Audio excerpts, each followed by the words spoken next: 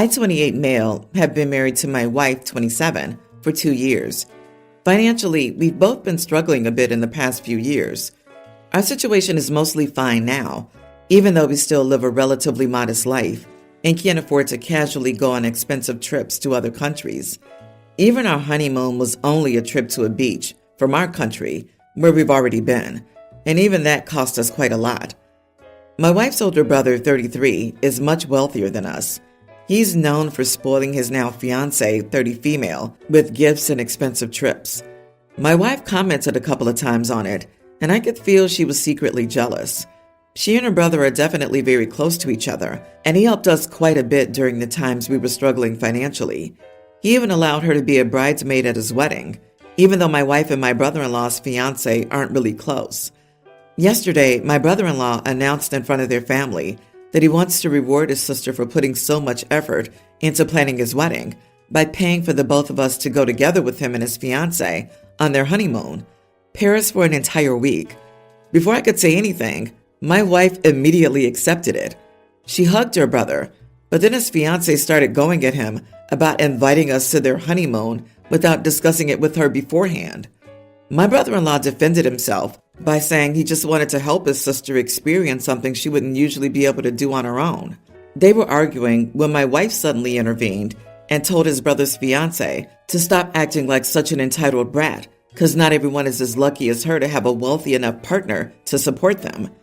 Brother-in-law's fiancé started yelling at my wife that she's just a leech to her brother, who took over her wedding and now wants to invade her honeymoon too.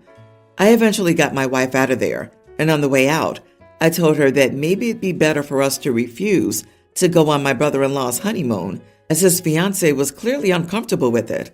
She asked me if I was an idiot for wanting to pass up a trip to Paris for free, and that she had worked way too hard to convince her brother to invite us so that she could back up from it now. I told her that maybe she could arrange something else for us, as I didn't want to be the reason that a marriage fell apart. Still, my wife told me that their marriage was not our business, but theirs, and if it fell apart, it'd only be my brother-in-law's fiancé's fault. I told my wife I wanted no part in this, and I won't be going on this shared honeymoon. She started arguing with me about how she couldn't believe I'd act this way when she only did this for us, and that she'd take her brother's offer without me if she had to. We ended up sleeping in different beds, and even today, my wife's still giving me the cold shoulder. So, am I the idiot for my refusal to hijack my brother-in-law's honeymoon? What the heck did I just read? Not the idiot.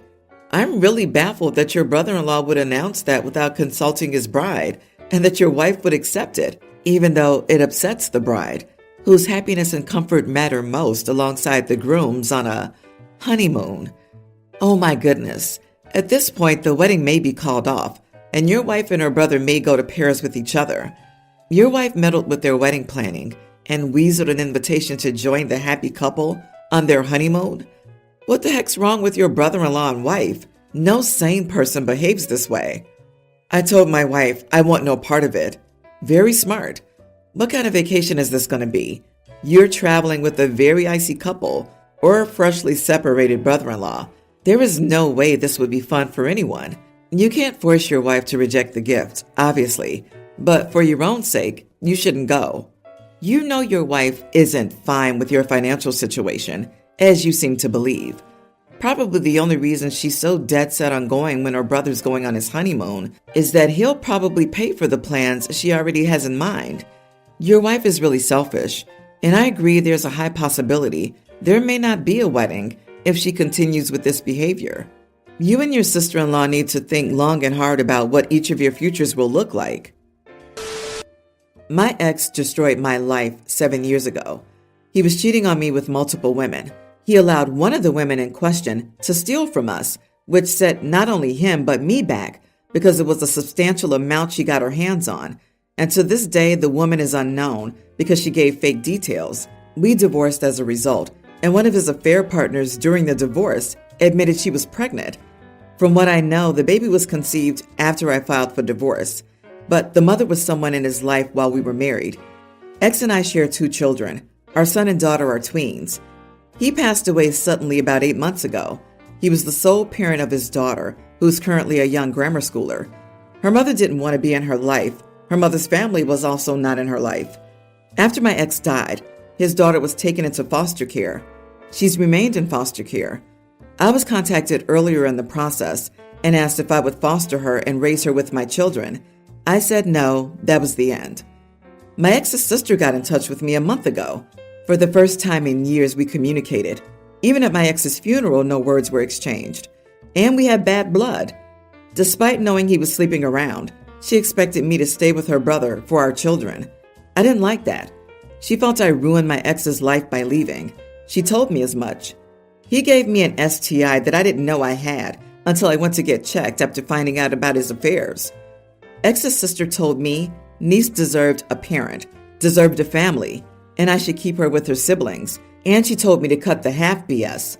She knew that the reason my kids called her half sibling was because of me. I can undo all the bad things I did and make things work so that all 3 kids have a happy home.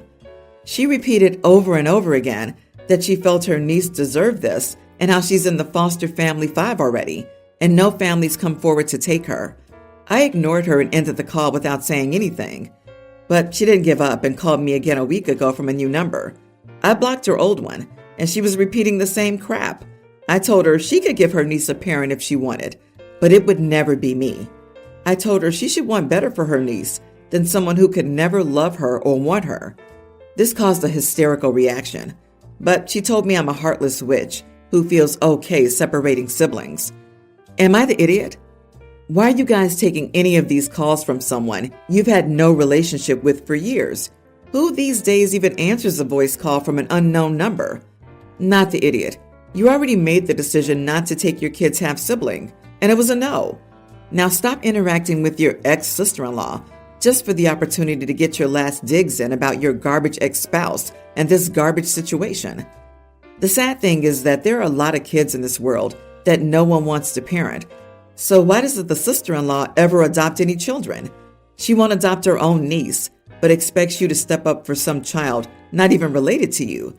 I know the child is a half-sibling for your children, but you aren't related by blood to the child. What happened to her niece is tragic, but just like she can't take care of her, you can't either. Simple logic. Why is she expecting someone to do something she doesn't want to do? And your ex must have badmouthed you to his daughter. And I bet the sister-in-law, the drama queen, has also done so. So it's not like you can start from square one. Block the sister-in-law and move on in your life.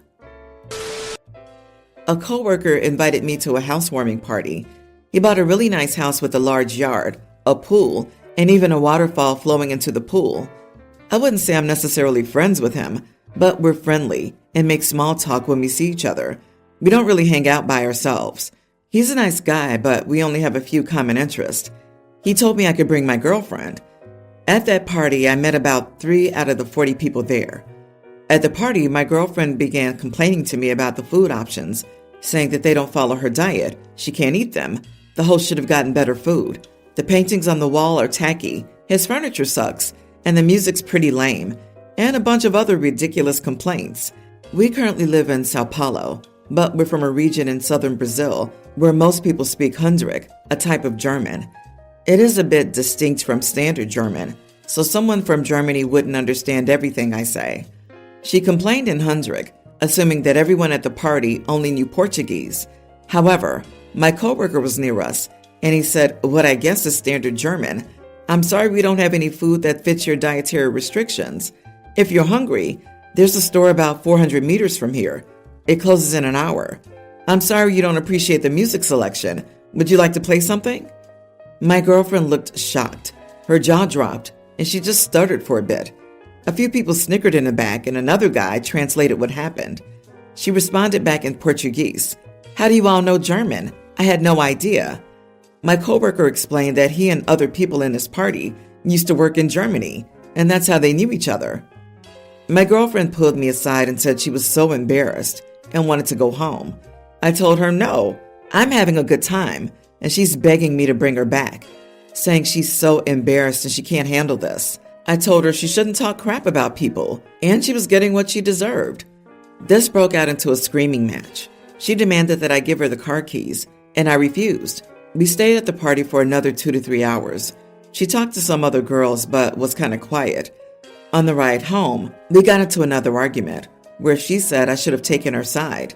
I unleashed a lot of my frustration onto her, saying she was causing embarrassment by insulting my coworker. She blamed me for not telling her he speaks German. I told her that wasn't relevant, and I never thought to bring it up. I honestly didn't know he spoke it that well. He just briefly mentioned living in Germany once at a meeting. So yeah, was I wrong here? Not the idiot. At the end of the day, she did play a stupid game and won a befittingly stupid prize. At least it's just embarrassment. From the context provided, it doesn't seem like anyone else made a big deal about what she said. You shouldn't be obligated to take her side, given that she was the cause of the embarrassing moment. Also, saying rude things and expecting nobody to understand her makes her the idiot. Better think about that little glimpse into your future if you choose to stay with that woman. Yes, honestly break up with her. It's not just embarrassing herself. It's embarrassing you in front of your colleagues, people who are part of your career and livelihood. She seems like a miserable person who can't be made happy, but also can't bear being polite for the entirety of a party, all while being extremely judgmental. She showed her true colors. She also embarrassed herself by screaming at OP to take her home.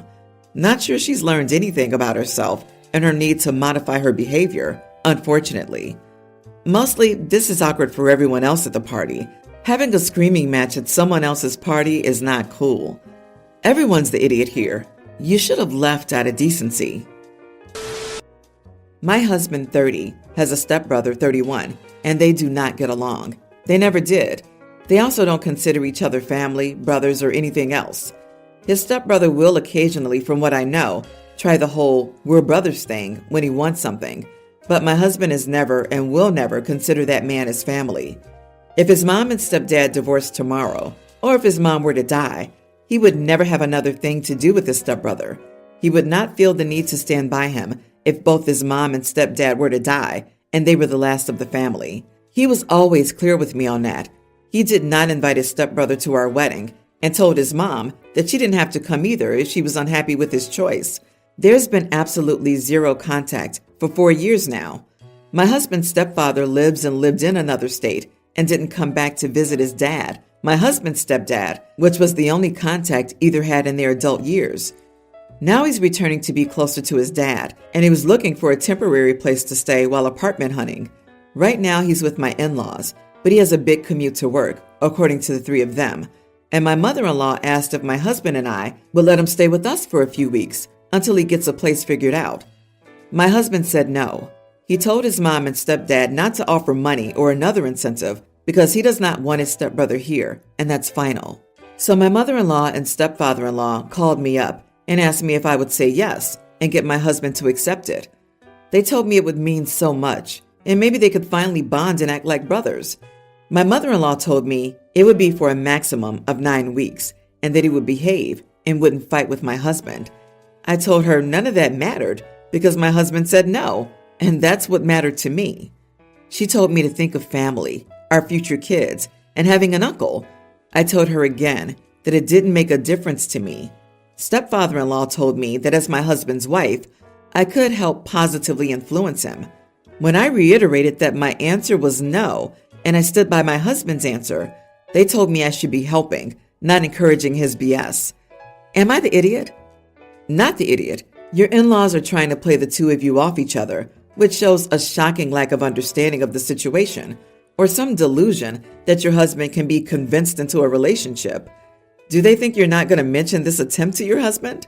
Do they think that he's going to react well to this little stunt? Well said. My late father-in-law tried this BS with me.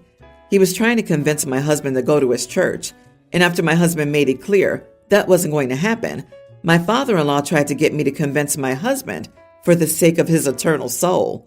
Needless to say, we did not join the church. They're going behind their son's back trying to get you to change your mind. They are definitely idiots, but you are not. Way to stand firm with your husband.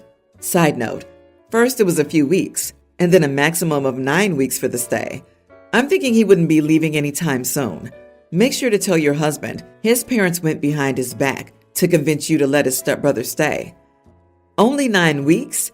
Excuse me, OP's in-laws, don't you mean over 2 months? If you're in the U.S., be forewarned that in the vast majority of jurisdictions, tenant rights attach on the average after 30 days, and getting rid of a tenant who refuses to leave is a freaking nightmare. Spoiler alert, when my brother-in-law and his now ex-wife let his cousin move in for a few weeks, totally against her wishes, it took close to a year and a small fortune in lawyer's fees before they got him out. The lawyer who worked the eviction recommended the lawyer's sister-in-law use for the divorce. Early yesterday evening, my ex-wife came to pick up our son from my home. My wife and I had a few visitors over for dinner at the time. The visitors included her sister and husband, but they were mostly friends. My ex usually phones our son when she's downstairs. We live in an apartment building, and he goes down to meet her. Yesterday, she called our son as usual, but asked him to ask me if she could come up because one of her younger kids needed to use the bathroom. I obviously said yes. She came up with her 3 younger kids. She didn't know we had company, so she apologized for interrupting before taking the kids to the bathroom. On our way out, a couple of the guests stopped her for a quick chat, friends I've had since she and I were married, but it was only for a few minutes. My son gave his little sibling some of the snacks that were there for guests. After they left, my wife's sister quickly called my ex rude for barging in. One of my friends replied to her, saying something about small kids' bladders, and nothing more was said about it.